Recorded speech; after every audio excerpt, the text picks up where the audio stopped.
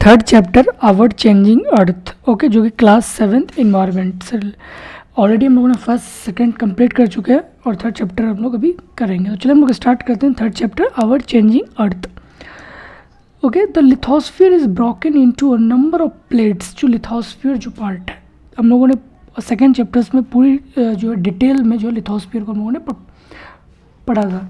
तो जो लिथोस्फीयर जो है broken into number of plates में जो ब्रेकअप होता है। नॉन द लिथोस्फेरिक प्लेट, उसको क्या बोला था, लिथोस्फेरिक प्लेट बोला जाता है। You will surprise to know that this plates move around very slowly, ठीक है। और ये जो प्लेट होती है धीरे धीरे जो है एक मूवमेंट करता है, just a few millimetre each years. This is because of the movement of the molten Magma inside the अर्थ। और इसलिए होता है क्योंकि जो मोल्टेन माग्मा होता है इनसाइड द अर्थ की वजह से, ठीक है।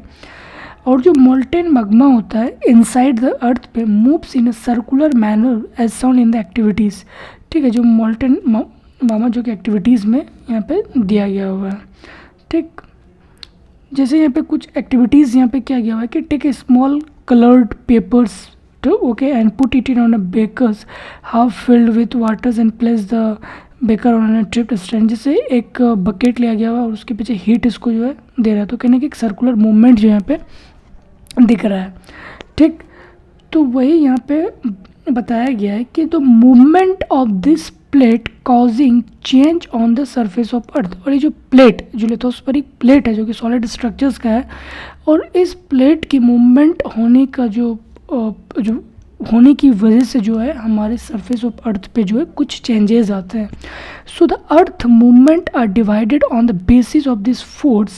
अर्थ मूवमेंट जो है इसको डिवाइड किया गया कुछ बेसिस पे, ठीक है, कुछ बेसिस ऑफ द फोर्स पे, which cause them. The forces which act in the interior of earth are called endogenic force and the force that work on the surface of earth are called exogenic force. Means कि जो lithospheric plate की जो movement का जो main वजह है वो क्या है, मोल्टेन मग्मा। मोल्टेन मग्मा की वजह से जो है हमारी प्लेट की जो मूवमेंट होती है, ठीक। और अर्थ मूवमेंट जो है उसको डिवाइड किया गया है, अर्थ का जो मूवमेंट है इसको डिवाइड किया गया है कुछ फोर्सेस के बेसिस पे, ठीक है। पहला फोर्स होता है इंडोजेनिक फोर्स। एंडोजेनिक फोर्स मतलब हो गया कि ऐसी फोर्स जो कि इंटीरियर ऑफ अर्थ से लगती हो, that is called endogenic force. एक होता है एक्सोजेनिक फोर्स, ऐसे फोर्स जो कि ऑन द सरफेस ऑफ अर्थ पे लगती है, ठीक है, उसको बोला था एक्सोजेनिक फोर्सेस बोला जाता है। जैसे अर्थ मूवमेंट यहाँ पे दिया गया हुआ, अर्थ मूवमेंट जो है एंडोजेनिक फोर्स, दूसरा होता है एक्सोजेनिक फोर्स। एंडोजेनिक फोर्स जो है एक आपका हो गया सडन फोर्सेस, ठीक है।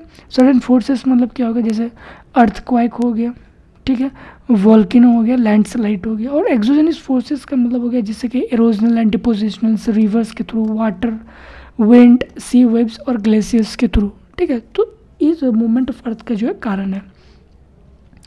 अब हम लोग देखते हैं कि जो endogenic forces sometimes produce sudden movement, sudden movements जो है कभी प्रोड्यूस करता है, and at a sometimes produce a slow movement.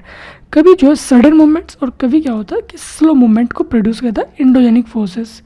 Sudden movement तब होगा जैसे लाइक अर्थक्वेक हो गया, वॉल्केनोज हो गया, causes mass destructions over the surface of अर्थ। और इससे जो है मास डिस्ट्रक्शंस होता है इंडोजेनिक फोर्सेस कब, जब अर्थक्वेक, वॉल्केनोज, जब सडन मूवमेंट होगा। सडन मूवमेंट में हमारी जो प्लेट है वो काफ़ी जो है डिस्टर्ब्ड हो जाएगा, ठीक है। और इससे जो है मास डिस्ट्रक्शन जो होता है। अब देखते हैं वॉल्केनो। वॉल्केनो क्या होता है, volcano is a went opening in the earth crust through which the molten water erupt suddenly, that is volcano, ठीक है। वॉल्केनो क्या होता है, जैसे यहाँ पे दिया गया, this is a mental part, this is crust part, ठीक है। और यहाँ पे एक लावा, यहाँ पे क्या दिया, लावा दिया गया होता है। फिर लावा जो है एक वेंट के माध्यम से जो है बाहर निकलता है, ठीक है। एक होता है क्रेटर, ये जो जस्ट निडल पॉइंट होता है उसको हम लोग बोला था क्रेटर, और आस जब बाहर निकलता है उसको एसिस बोला जाता है, ठीक है। तो वॉल्केनो इज अ वेंट जो कि opening in the earth crust, जो कि अर्थ क्रस्ट पे ओपन होता है, through which a molten material erupt suddenly, okay.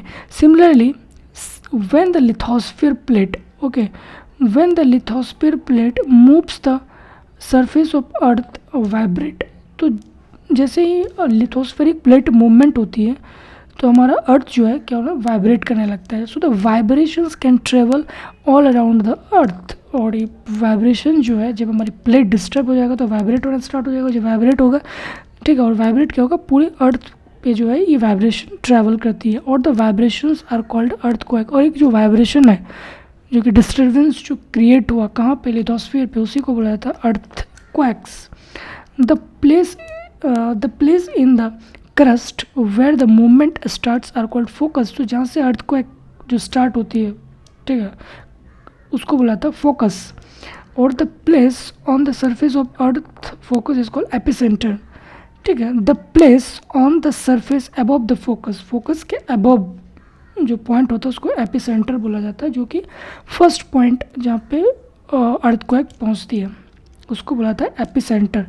Vibration travel outwards from the epicentre as a waves. ठीक है, अब तो जो एपिसेंटर तक तो पहुंच गया वाइब्रेशंस। अभी जो वाइब्रेशंस है जो कि आउटवर्ड है एपिसेंटर से, अभी क्या करता है कि वेव में ट्रेवल होना स्टार्ट हो जाता है, वेव में।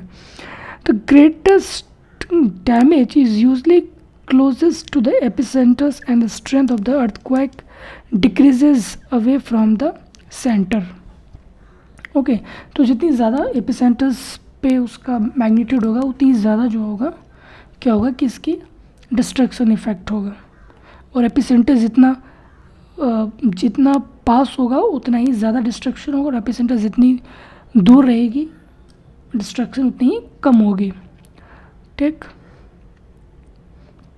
यहाँ पे दिया गया हुआ कि जैसे एक प्लेट बाउंड्री यहाँ पे दिया गया हुआ है, एक origin of a earthquake. Earthquake किस तरह से ओरिजिन्स होता है, ये क्या हो गया, फोकस हो गया, जहाँ से अर्थक्वेक जो जहाँ पे first generating point that is focus. Earth surfaces पे जो फर्स्ट पॉइंट आता है इसको बोला था एपिसेंटर।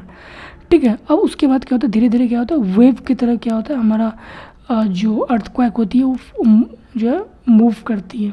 ठीक, so this is where the earthquake occurs. It is the origin of a system, जो है इस एनर्जी का जो है एक ओरिजिन्स है। ठीक है, और फर्स्ट पॉइंट पे जो मिला दैट इज़ एपिसेंटर, और इसकी मूवमेंट जो है okay. Although earthquake cannot be predicted, और अर्थक्वेक को जो पहले से प्रिडिक्ट नहीं कर सकते हैं। The impact has certainly be minimised if you are prepared beforehand. लेकिन हाँ, जो पहले हम लोग उसको प्रिपेयर्ड हो सकते हैं, क्योंकि अर्थक्वेक होने के बाद काफ़ी सारे डिस्ट्रक्शंस होते हैं।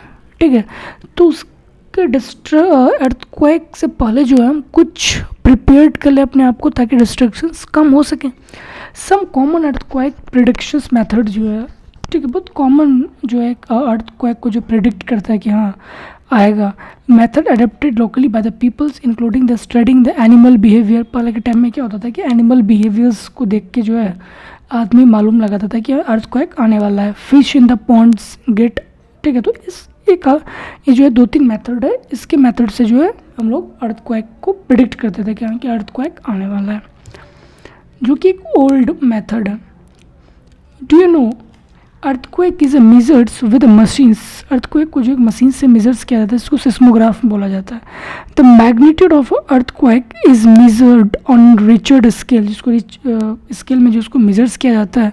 अर्थक्वेक ऑफ 2 और less can be felt only a little. अगर 2 से कम है तो एक लिटिल माना जाता है, लेकिन अर्थक्वेक अगर 5 है तो डैमेज काफ़ी डैमेज कर सकता है, can cause a damage from the things falling. 6 हो गया तो हायर मैग्नीट्यूड है, कंसिडर्स अ वेरी स्ट्रॉन्ग। 7 जो है काफ़ी डिस्ट्रक्टिव है। ठीक, काफ़ी डिस्ट्रक्टिव पार्ट दिया गया हुआ। Read the earthquake, a case study given in the form of headline that appeared in the newspaper, जो कि न्यूज़पेपर में जो अपीयर्ड हुआ। After the quake arrange the event in the right sequence of the happening. Okay, जो activity दिया गया हुआ इस पेपर में जो है अर्थक्वेक को रीड करना है एक्चुअली में। अब देखते हैं कि अर्थक्वेक प्रिपेयर्डनेस, अगर अर्थक्वेक आ जाता है तो क्या preparedness. Where to take shelter during earthquake, कहाँ पे आप शेल्टर लेंगे। सेफ स्पॉट, पहला safe spot, stay away from, be prepared. सबसे पहला सेफ स्पॉट क्या होता है? Under kitchen counter, okay, table और डिस्क के अंदर चले जाइए, अगेंस्ट एन इनसाइड कॉर्नर और वॉल, ठीक है। दूसरा, stay away from fire places. अगर कोई भी पर्सन फायर प्लेसेस पे अगर वर्क कर रहा है अगर तो उससे जो है आप अवे हो जाए, दूर हो जाए। Areas around the chimney, Windows that sets including the mirror and the picture frames, तो इन सब चीज़ों से जो है दूर हो जानी चाहिए। ये हमारी अर्थक्वेक प्रिपेयर्डनेस है। Be prepared, spread awareness amongst your friend and family members and face any disaster confidently. और आपको जब मालूम चला कि अर्थक्वेक होने वाला है या फिर आने वाला है तो पहले से ही जो अपने फ्रेंड्स को, रिलेटिव्स को जो है जानकारी दे दे, ताकि जो है कोई हादसा ना हो। Major landforms, okay, major landform, the landscape is being continuously on away by a two process. एक होता है वेदरिंग और दूसरा होता है इरोजन। जो लैंडस्केप का जो लैंडस्केप जो है, लैंडफॉर्म्स जो है दो तरीक़ा से होता है, एक होता है वेदरिंग, दूसरा होता है इरोजन्स। वेदरिंग का मतलब हो गया कि जो breaking off rocks on the surface, on the earth surfaces पे जब रॉक की ब्रेकिंग होती है उसको बोला जाता है वेदरिंग। इरोजन्स का मतलब क्या होता है कि wearing away of the landscape by different agent like water, wind, ice. अब क्या होता है कि डिफरेंट एजेंट जो है इसको हेल्प करता है वेयरिंग आउट करने के लिए, जिसको मैं बोला था इरोजन्स, चाहे वो वाटर के माध्यम से हो, विंड हो या फिर आइस हो। सो द इरोडेड मटेरियल, जो इरोडेड मटेरियल है, इज कैरिड अवे और ट्रांसपोर्टेड बाय अ वाटर के थ्रू जो है ट्रांसपोर्टेड हो, विंड के थ्रू, एंड इवेंचुअली कहीं ना कहीं तो डिपोजिटेड हो गई। तो this process of erosions and depositions creates different landform on the surface of अर्थ। अब लैंडफॉर्म जो है कैसे फॉर्म्स होता है? लैंडफॉर्म दो प्रोसेस से फॉर्म होता है, इरोजन्स और डिपोजिशंस। इरोजन्स कैसे होता है कि बड़े बड़े रॉक का जो है आपस में टूटना, ठीक है, फिर टूटने के बाद जो है उसको फिर ट्रांसपोर्टेड कौन करता है? विंड, वाटर, आइस के थ्रू जो है ट्रांसपोर्टेड होती है, फिर कहीं ना कहीं एक जगह जाकर डिपॉजिट होता है। तो ऐसे क्या होता है? Land forms on the surface of अर्थ पे बनती है। वर्क ऑफ रिवर्स, रिवर्स की वर्क्स देखते हैं। The running water in the river erodes the landscape, okay, जो रनिंग वाटर होता है वो इरोड करता है लैंडस्केप को, ठीक है। When the river tumbles at a step angles over very hard rocks or down a steep valley side, it forms a waterfall। और इसी से जो है क्या होता है कि वाटरफॉल की जो है फॉर्मेशन होता है, ठीक।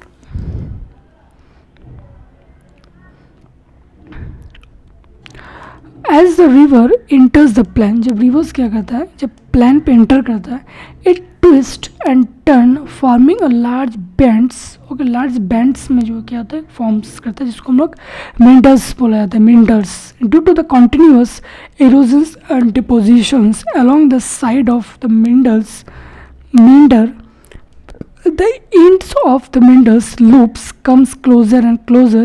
In due course of time, the Mendel's loops cut off from the rivers and forms a cut-off lake, also called Oxbow Lake. At times, the river overflows its bank. This leads to the flooding of the neighboring areas as its flooded deposited layer of fine soil and other water called a sediment along its banks. So this leads to the formation of flat, fertile floodplain, and the rest, the bank, are called the lips. As the river approaches the seas, the speed of the flowing water decreases, and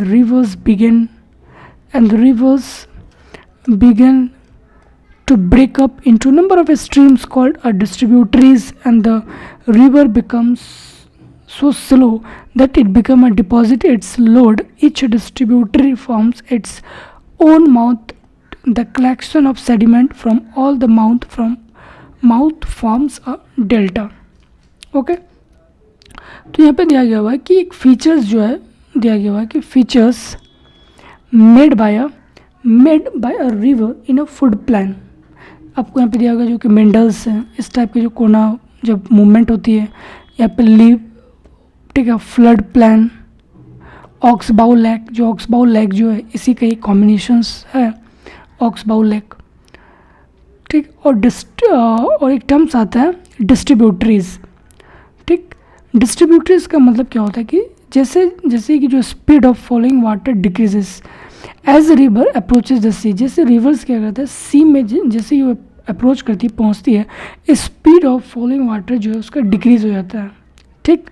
and river जो है begins to break up into a number of streams, और rivers क्या होता है कि धीरे धीरे जो है बहुत सारे स्ट्रीम्स में जो है बटने लगते हैं, और उसी बनावटी प्रोसेस को हम लोग जो है बोला जाता है डिस्ट्रीब्यूटरीज, उसी को हम लोग बोला जाता है distributaries. So the rivers become so slow, इतने स्लो हो जाते हैं कि that begin to deposit its load, जो कि उसके जितने भी लॉर्ड है वो भी डिपॉजिट्स हो जाते हैं। तो एज डिस्ट्रीब्यूटरी जो है फिर वो धीरे धीरे क्या होता है कि वहाँ पे डेल्टा का फॉर्मेशन हो जाता है, जितने भी उसके लॉर्ड्स थे, क्योंकि उसकी स्पीड कम हो गई तो अब तो उसके जितने भी रॉक्स थे अब तो वहीं सेटल होंगे, तो उसी प्रोसेस से जो यहाँ पे डेल्टा का क्या होता है फॉर्मेशंस होती है। अब देखते हैं work of sea waves. Sea waves का क्या वर्क है? Erosions and deposition of sea waves gives the rise to a coastal landforms. जो एरोजन्स और जो डिपोजिशंस है सी वेब्स, और इसी से हमारा जो है gives rise to coastal landforms के बारे में जो है आपको बताती है। Sea waves continuously strike at a rock. Sea waves जो है कॉन्सिक्वेंटली क्या करते हैं स्ट्राइक करता है रॉक पे, और रॉक क्या होता है क्रैक वहाँ पे डेवलप होता है, क्योंकि जो सी जो है रॉक पे कंटिन्यूसली स्ट्राइक करता है। जाहिर सी बात है जब स्ट्राइक करते करते क्या होता है कि रॉक जो है क्रैक हो जाता है। Over times the become a larger and wider and दस होलो लाइक कैप्स आर फॉर्म्ड, और धीरे धीरे क्या होता है कि होलो लाइक कैप्स जो है फॉर्म्स होता है रॉक पे, उसी को हम लोग बोला जाता है सी कैप्स। सी कैप्स क्यों? क्योंकि सी के द्वारा जो है एक कैप्स को फॉर्म किया गया है, इसलिए सी कैप्स बोला जाता है। As this cavities become bigger and bigger only the roof of the caves remain, so thus forming sea arches, and further erosions break the roof and only walls are left. So this wall like features are called as stack, और इसी को हम क्या बोलते हैं stack बोला जाता है, ठीक है। और ये कॉन्सेप्ट है सी क्लिफ। सी क्लिफ क्या होता है कि जो स्टीपर रॉक कॉस्ट होता है rising almost vertically above sea water, जो सी वाटर के जो वर्टिकली अबव में चलता है उसको सी क्लिफ बोला जाता है, सी क्लिफ। अब देखते हैं वर्क ऑफ आइस। जैसे ग्लेशियर हो गया, are rivers of ice which to eroded the landscape by bulldozing soil and sandstone to expose the solid rock below. Glacier scrapes out deeper hollow as the ice melt, the get filled up with waters and becomes beautiful lake in the mountain. So the material carried by the glacier such as rock, big and small and sand, silt, fell deposited glacier moraines. तो एक terms आता है glacier moraines. Moraine क्या होता है? सबसे पहले देखते हैं कि यहाँ पे आइस का जो है क्या काम होता है डिपोजिशंस और एरोड में। ग्लेशियर जो है हमारा एक्चुअली क्या होता है कि rivers of ice which to erode the landscape. ये भी क्या करता है लैंडस्केप को एरोड करता है बाय द बुलडोजिंग सोइल को कहता है bulldozing and stone to expose the solid rock below the glaciers, ठीक है। तो इन्हीं प्रोसेस की वजह से जो है यहाँ पे भी जो है वर्क ऑफ आइस में भी जो हमारा एरोड की जो है प्रोसेस होती है, और उससे जो ग्लेशियर बनता है that is called glacier moraine बोला जाता है। मतलब उससे जितने भी डिपोजिशंस होती हैं उसको बोला जाता है ग्लेशियर मोरेन। एक होता है work of wind, okay. Have you ever visited a deserts? Try to collect some pictures of sand dunes, an active agent of erosions and deposition of the desert in wind. In desert you can see rock in the shape of mushroom, ठीक है। Dessert जब आप जाएंगे तो वहाँ पे देखेंगे आपकी जो you can see rock in the shape of mushroom, जो रॉक जो है आपको मशरूम के टाइप को जो है देखने को मिलेगा, जिसको हम कॉमनली मशरूम रॉक बोला जाता है। विंड जो है Erode the lower section of rocks. धीरे धीरे क्या होता है जो पार्ट होता है लोअर सेक्शन जो है इसको इरोड कर जो है करने लगता है। क्यों? क्योंकि air by the air. Therefore such rocks have narrowed the base, और यहाँ पे बेस को क्या कर देगा यहाँ पे नेरो कर देगा, ठीक। बेस को क्या कर देगा नेरो कर, and wider the top. Top को क्या कर देगा, wide. So when the wind blows it lifts and transports sand from one place to another place. और जाहिर सी बात है ये क्या करता है कि जब एयर के थ्रू से क्या होता है कि ये जो सैंड है वन प्लेसेस से दूसरे प्लेस पे जाके क्या होता है, डिपॉजिटेड हो जाता है, जिससे जैसे एयर की स्पीड कम होती है. ठीक है, उसी को हम लोग बुलाते हैं सैंड ड्यूज. तो when it stop blowing sand falls and get deposited in low hills. तो कहीं ना कहीं तो सैंड जाके तो डिपॉजिटेड हुआ ही होगा. सेम जो है आइस जो था वही है, उसी को बुलाया जाता है sand dunes. So when the grains of sands are very fine and light, the wind can carry it over very long distance, and when such a sand is deposited in the large areas, it is called a loess. Large deposit of loess is